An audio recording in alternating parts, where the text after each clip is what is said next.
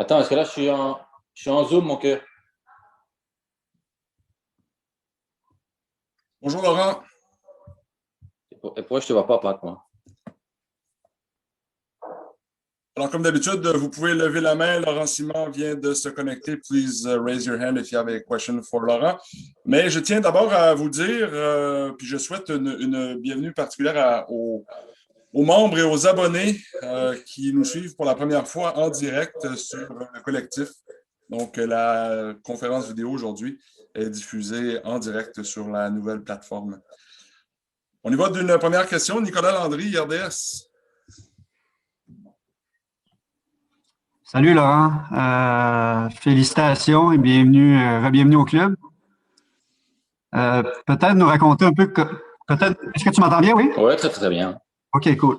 Peut-être nous raconter un peu comment ça s'est passé de ton côté. Hier, Olivier nous disait que tu as d'abord été approché pour revenir comme joueur, que ça avait achoppé, et puis les choses se sont développées autrement finalement, comme on le sait. Donc, peut-être nous parler de ta perspective, de l'histoire de ta perspective, comment tu as fait le switch entre le gars qui convoite le contrat pro, peut-être vit la déception que ça fonctionne pas, et puis décide finalement d'accrocher ses crampons et de passer au prochain chapitre. Mon but premier, c'était de revenir de toute façon à Montréal. Et ça fait bien longtemps qu'on en discute avec Oli et avec Thierry. Donc voilà, après, il y avait la possibilité que je revienne en tant que joueur. Pour X ou Y raison, ça s'est pas fait. Voilà, et après, c'était un peu difficile pour moi de tourner la page parce que mon but premier était de revenir.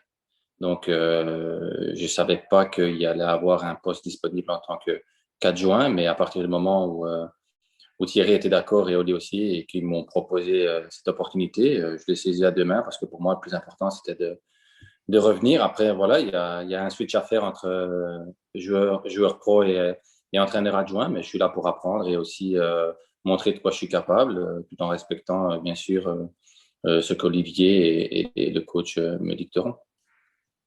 Prochaine question, Frédéric Gay, TVA Sport. Oui, bonjour Laurent, bienvenue. On t'a connu énormément, ta personnalité. Qu'est-ce que tu crois que tu vas apporter? Ça va être quoi, Laurent Simon, comme entraîneur? Hier, Olivier nous disait que tu serais certainement capable de shaker un peu les joueurs. J'ai le goût de t'entendre là-dessus. Après, c'est certain que voilà, j'avais des réactions en tant que joueur qui, des fois, peut-être étaient un peu trop expressifs pour certains fans ou certaines personnes. Mais c'est ma façon d'être. Après, j'ai mûri aussi par rapport à ça et je dois apprendre à pouvoir gérer mes émotions et à faire passer mon message de certaines façons et par rapport aussi au prétexte qui s'y prêtera. Donc voilà, je suis prêt, comme j'ai dit, à apprendre et à apporter mon expérience, mon vécu, parce que j'ai quand même un beau vécu, mais je dois aussi m'adapter à la personnalité de chacun et voir comment chacun réagit à différentes manières de dialogue. Olivier Tremblay, Radio-Canada Sport. Salut Laurent, content de te parler, j'espère que tu vas bien. Olivier a glissé un mot hier un peu sur où est-ce que tu en étais dans ta formation comme entraîneur. Est-ce que tu peux juste clarifier un peu à quel moment tu as peut-être commencé à étudier, prendre tes pages d'entraîneur et tout ça? La deuxième question, est-ce que la perspective de devenir entraîneur, ça t'avait toujours trotté dans la tête ou c'est quelque chose de totalement nouveau que tu as commencé à aborder avec l'approche de Thierry et de lui? Vu mon âge, c'est des choses des questions auxquelles on se pose et voilà, j'avais la possibilité via l'équipe nationale de passer mes diplômes UEFA A et UEFA B. Donc je suis dans la phase terminale là. Il me reste plus que le côté pratique, le côté théorique a été fait. Donc je vais pouvoir, grâce aussi à Montréal, continuer mon côté pratique qui était mis en stand-by à cause du Covid. Et je suis très content par rapport à ça. Et voilà, pour le reste, comme je l'ai dit, c'est juste de l'adaptation, mais ma personne et ma personnalité restera inchangée. Et comme je l'ai dit, j'espère apporter pas mal de choses à Montréal et donner aux supporters et aux gens tout ce que vous m'avez donné. Dave Lévesque, Journal de Montréal. Donc, bonjour Laurent et re-bienvenue à la maison. Question simple pour toi. La famille a toujours été importante. Évidemment, vous êtes venu à Montréal pour les raisons que l'on connaît. Est-ce que pour toi, peut-être aller jouer ailleurs ou du moins être ailleurs qu'avec le CF Montréal a été une possibilité cette année ou pour toi cette année en 2021, surtout considérant le contexte de la COVID, c'était important de rentrer au Bercail pour être près de la famille? La barbe, elle a bien grossi, hein, ceci dit. C'est une barbe de confinement.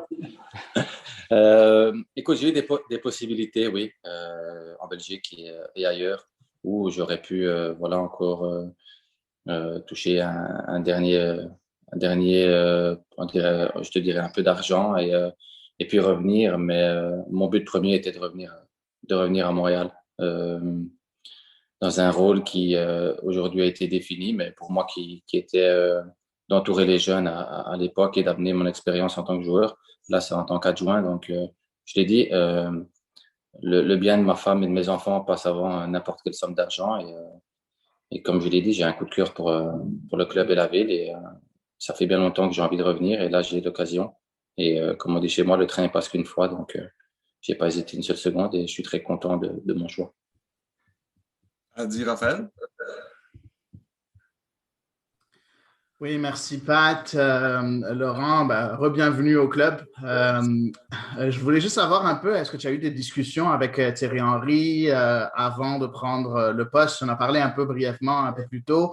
Et ta réaction quand tu as su qu'il partait, est-ce que ça vient un peu, c'est décevant pour toi qui est embarqué dans le projet avec Thierry Henry? Ouais, j'en ai parlé avec lui parce que c'était le premier concerné et Olivier, bien sûr. Il était OK, que ce soit en tant que joueur et en tant aussi qu'entrer dans le staff. Je pense que je suis bien placé, mieux que quiconque, pour savoir la décision et la difficulté qu'il a eu à prendre. Mais la famille, je pense, passe avant tout. Et ça a été un choix aussi difficile pour lui. Donc, oui, c'est une déception parce que c'est quelqu'un qui connaît tellement bien le football et qui parle tellement bien le football que j'avais envie d'apprendre avec lui. Mais je suis certain que il y a des gens de qualité aussi qui sont là et peut-être qu'ils vont arriver, ça c'est pas moi, prendre des décisions qui vont faire la job aussi. Donc voilà, je suis très excité et comme je l'ai dit, je suis très content et très, très heureux d'être ici. Laurent, est-ce qu'on peut essayer en anglais? Can we try in English? Michael, maybe you can try and then we switch to French. On revient au français si nécessaire, Laurent. Okay, I will talk slow with my accent as well. Laurent, I was just curious. You mentioned in your press release it was good to be home in Montreal. Can you just talk a little bit about what the club means to you and what the city means to you and why you love them both so much? Je peux répondre en français, c'est bon? Oui, si tu es plus à l'aise, vas-y en français. Est-ce que tu as compris la question? Oui, j'ai compris la question. Ouais. Je l'ai dit, à mon arrivée à Montréal, j'étais vraiment bien accueilli. J'ai eu un coup de cœur pour les gens et pour la ville. Donc, voilà, j'ai jamais oublié ça. Tout le monde sait le départ qu'il y a eu, qui n'était pas voulu et qui a été déchirant pour moi. Mais grâce à mon retour ici, j'ai la possibilité de revenir dans un endroit que j'adorais et dans un endroit familial pour moi. Et dès que la possibilité a été là, je l'ai prise à deux mains. Et encore une fois, je suis très heureux et très content d'être ici. Tristan d'amour, Tristan en français? Oui, je vais m'en tenir en français. Bonjour Laurent, bienvenue à Montréal. Merci. Sachant maintenant qu'il n'y a pas d'entraîneur-chef, en fait, est-ce que c'est un challenge additionnel pour toi qui arrive, qui est un peu nouveau dans le milieu? Et si c'est le cas, est-ce qu'il y a des entraîneurs de ton passé que tu connais, à qui tu as voulu contacter pour avoir un peu de leur conseil? Non, je n'ai pas voulu contacter personne parce que j'ai appris de chaque entraîneur avec qui j'ai travaillé. C'est quelque chose qui m'a toujours tenu à cœur. Que ce soit le moins bon ou le bon. Je pense que tout est bon à prendre. Donc voilà. encore une fois, je suis novice. Moi, je viens d'arriver, donc je vais apprendre aussi du staff qui est déjà en place. Voilà, trouver aussi mon positionnement en dehors du terrain, savoir encadrer, ça c'est facile, mais tout ce qui est géré à côté, c'est nouveau pour moi. Donc voilà, je vais avoir besoin d'un temps d'acclimatisation, mais je suis prêt et je suis très excité. Gavino De Falco. Merci, Pat. Laurent, bienvenue à Montréal. Laurent, après ton séjour à Montréal, tu t'es aligné avec LAFC et Toronto FC, deux équipes très reluisantes dans MLS. Sous les ordres de Greg Vanney et Bob Bradley, on sait qu'ils ont connu beaucoup de succès, deux entraîneurs de l'année. Qu'est-ce que tu pourrais nous dire sur peut-être le renseignement? Qu'est-ce qui fait en sorte que, bon, peut-être que vous avez eu beaucoup de succès et peut-être prendre quelque chose de le renseignement que tu voudrais amener à Montréal? Merci. Ben, c'est deux coachs totalement différents. Bob a beaucoup d'approches par rapport à chaque joueur et il voit les choses différemment pour chaque joueur. Très proche de ses joueurs, un peu comme un papa, très fort tactiquement. Voilà, il a les petits détails, c'est toujours répéter les choses tant que c'est pas parfait. Et Greg Vanney aussi, c'est beaucoup axé sur la tactique. Il aime beaucoup que les choses soient en place. Il n'hésite pas avec la vidéo. Ça boppe un peu moins. Donc voilà, il y a beaucoup de choses à prendre de ces deux grands coachs qui m'ont apporté beaucoup. Après, j'avais une relation particulière avec Bob, donc il a été un peu comme un mentor pour moi dans une situation où j'arrivais triste et que j'avais pas envie d'être là entre guillemets. Donc voilà, mais beaucoup de choses à apprendre aussi des coachs que j'ai côtoyés en Europe. La mentalité, ramener ce côté vainqueur, avoir envie de gagner, que ce soit un match officiel ou un match entre équipes. Il y a des petites choses que voilà, j'ai envie d'apporter en tant qu'entraîneur adjoint qui étaient les mêmes valeurs en tant que joueur, mais comme je l'ai dit, je dois les amener et la façon de les amener sont différentes, mais pour le reste, je vais rester moi-même. En Belgique, Frédéric Bleu de l'Avenir. Oui, Laurent, tu m'entends? Oui. Salut Laurent. Une question en Belgique, dimanche, c'est Standard Anderlecht. D'abord, si tu peux avoir ton meilleur souvenir d'un Standard Anderlecht et puis plus globalement, ce que tu gardes comme souvenir et peut-être un souvenir à retirer de ta carrière en club ou avec la sélection belgique. Bon, je pense que Standard Anderlecht, c'est mon départ. Hein. Je pense qu'il n'y a pas plus beau départ que ce que j'ai vécu.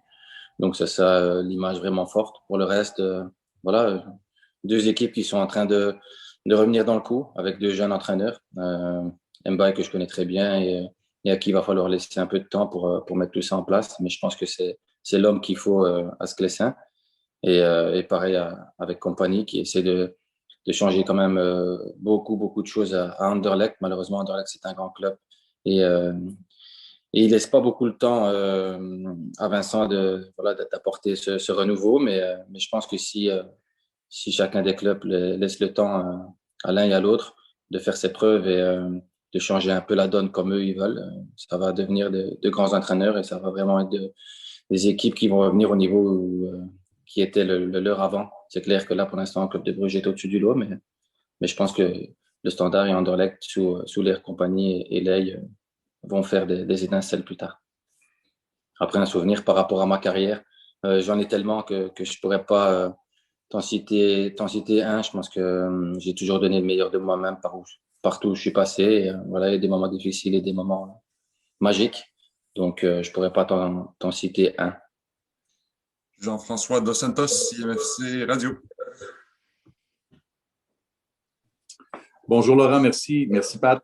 Bonjour Laurent, bienvenue à Montréal. Bonjour. Premièrement, ma question est en deux volets. En tant qu'adjoint, pas d'expérience en tant qu'entraîneur, comment est-ce que tu te prépares vu qu'il n'y a pas d'entraîneur-chef avec le club et est-ce que c'est quelque chose auquel tu aspirerais de devenir entraîneur-chef? Merci. Je me prépare déjà parce que pour moi, c'est Will qui est là depuis pas mal d'années. Donc pour moi, c'est à l'heure d'aujourd'hui, dans ma tête et dans ma vision, c'est Will qui est le mieux placé pour s'occuper de l'équipe. Donc voilà, j'ai eu une entrevue ce matin avec lui, je l'ai vu quelques secondes parce qu'avec le Covid, c'était compliqué. Mais on a une discussion et on a la même vision des choses. Il est là pour m'aider et pour prendre bien soin de l'équipe. Et moi, j'ai plein de choses à apprendre de lui. Donc voilà, et après, entraîneur, ouais, tiens, ça me passe par la tête, mais pour l'instant, je suis focalisé sur mon rôle d'adjoint et il y a aucune chance que je sois T1 pour le moment parce que j'ai encore des choses à apprendre et pas mal de choses à prouver surtout. Une autre question de Frédéric.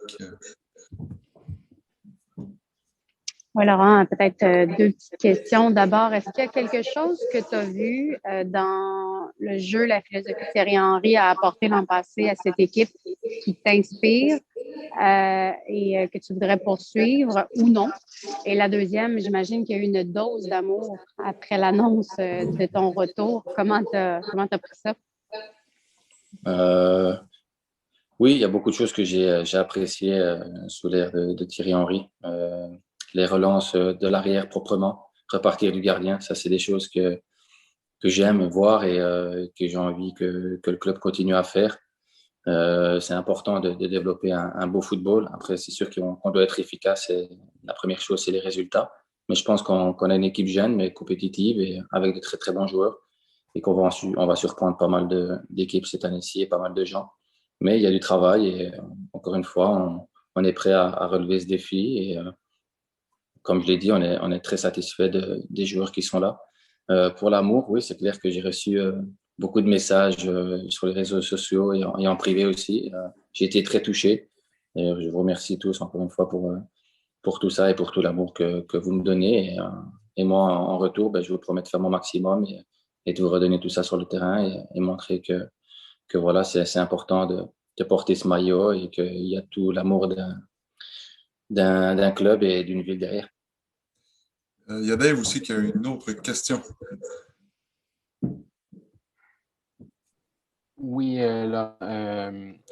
pour un athlète professionnel, je pense que souvent vous aspirez à prendre votre retraite selon vos propres termes. J'ai un peu l'impression, et corrige-moi si je me trompe, que pour toi, elle s'est un peu imposée à toi, la retraite, mais si c'est le cas, est-ce que tu vis sereinement avec ça? Moi, j'aime pas le terme imposé. Encore une fois, c'est mon choix. Il m'appartient. Je te le dis, le plus important, c'était de revenir. Peu importe comment, dans quel rôle. Après, c'est certain que je pense que j'en avais encore sous le pied et que j'aurais pu apporter quelque chose sur le terrain. Et voilà, je suis pas dans la rancœur ni dans la frustration. Là, c'est un nouveau rôle et voilà, à mon âge aussi, pourquoi pas. Donc, non, je suis prêt à relever ce défi et je suis très satisfait, très heureux de mon choix.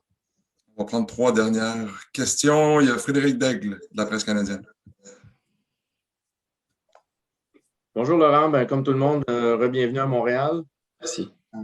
À ton arrivée, bon, tu nous avais clairement dit en 2015 que tu venais ici pour ta fille Nina. Je voulais savoir, quand tu as quitté Montréal, est-ce que la famille est demeurée derrière et puis comment va Nina? Est-ce que les soins justement que tu venais chercher ici ont fait en sorte qu'elle va bien ou mieux ou comme vous l'espériez à l'époque? Ben, faut savoir que quand j'ai été échangé à Los Angeles, je ne pouvais pas rester au Canada parce que j'avais pas de papier. Donc, j'étais en permis de travail. Donc, oui, la famille m'a suivi à LA. Ils ont fait la transition avec moi, puis j'ai dû rentrer en France aussi parce que voilà, j'étais en fin de contrat avec le LAFC et que les négociations n'avaient pas été bonnes pour prolonger. Donc, j'ai dû faire le choix de la France qui n'a pas été au top, je dirais, où ma fille s'est retrouvée là-bas sans aucune aide et sans aucune infrastructure. Donc, le choix a été vite fait de revenir au Canada. Dans un premier temps, on est rentrés tous à Montréal parce que j'ai ma maison ici.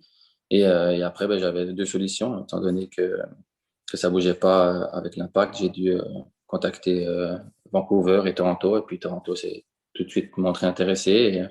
Et voilà, mais la famille était restée à Montréal pendant que moi j'étais à Toronto. Donc là, ça faisait la 2e année qu'on était séparés. Et ça devenait impossible à vivre, que ce soit pour moi tout seul là-bas ou pour ici mes enfants grandir et ma femme gérer tout toute seule. Donc voilà, c'est aussi un choix bien réfléchi par rapport à la famille et du cœur. Et ma petite fille va bien. Je te remercie de la question. Elle progresse bien, elle est heureuse et ça vaut toutes les sommes du monde. Il y a Frédéric à nouveau.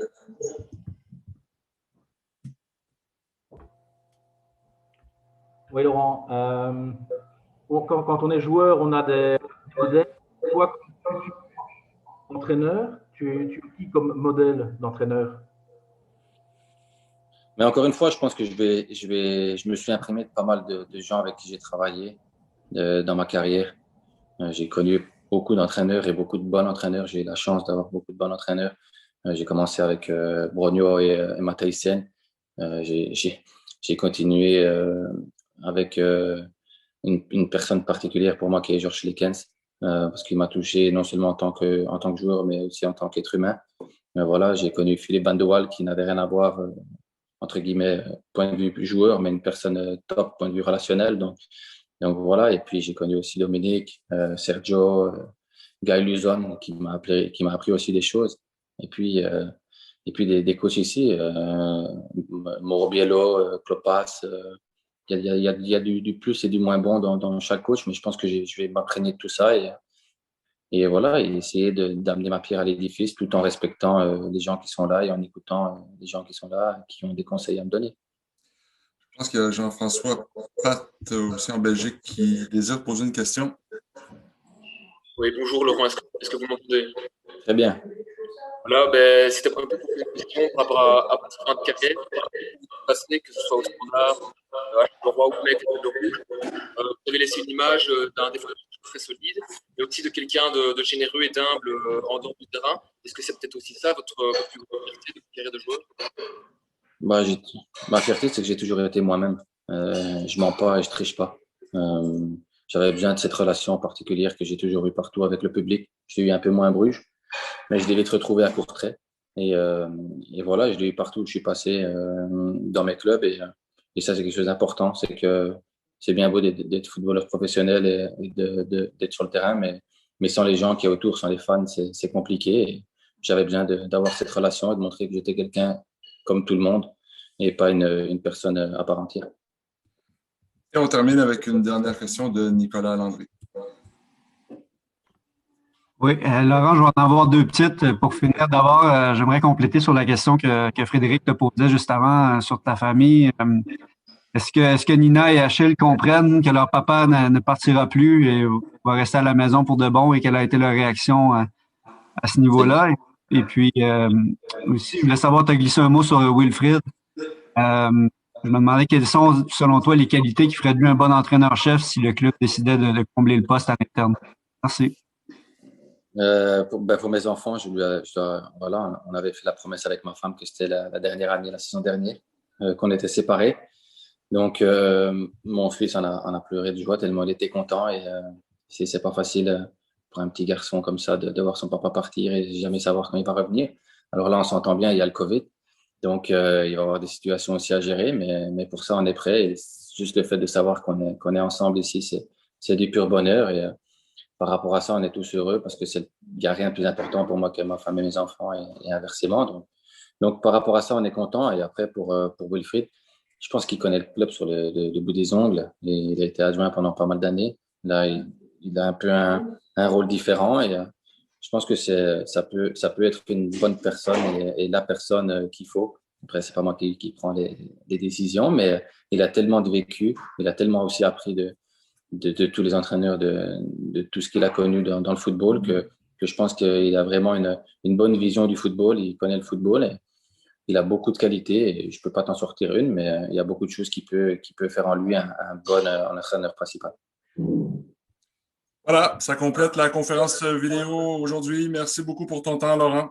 Merci, Pat, ça me fait plaisir. Merci à tout le monde d'avoir été là. À bientôt. Merci, au revoir.